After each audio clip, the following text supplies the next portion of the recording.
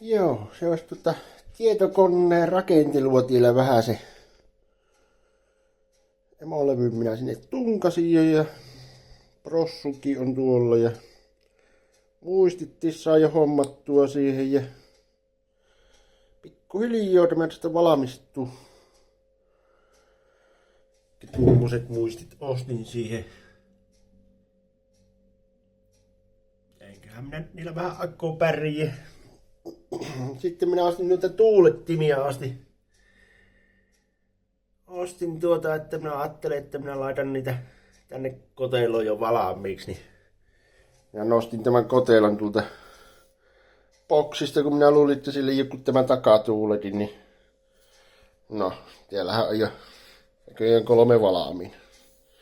Ja tässä onkin näköjään 4 tuuletinta, niin nyt minä noilla tuulettimilla teen mitään. Minä laittan ne jo torriin myyntiin, että mitä minä näillä ennen tiedä.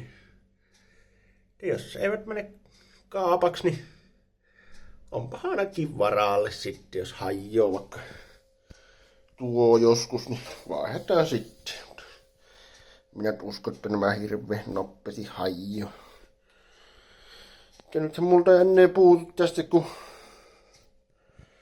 tämä SSD puuttuu ja poveri.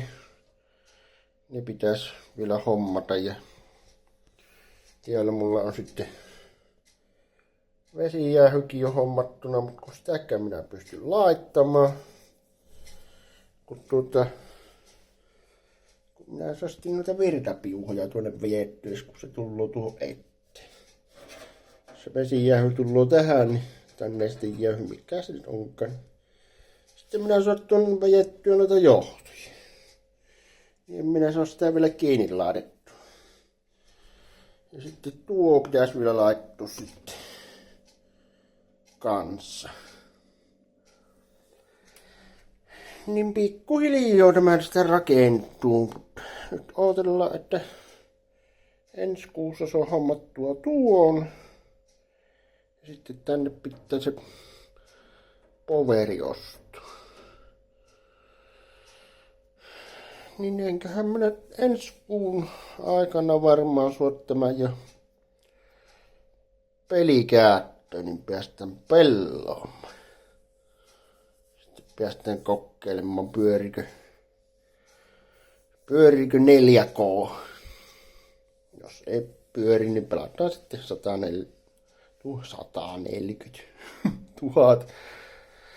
1440p pelataan sitten, mutta semmonen video. Jatkellaanhan ensi kuussa taas. Se on moi.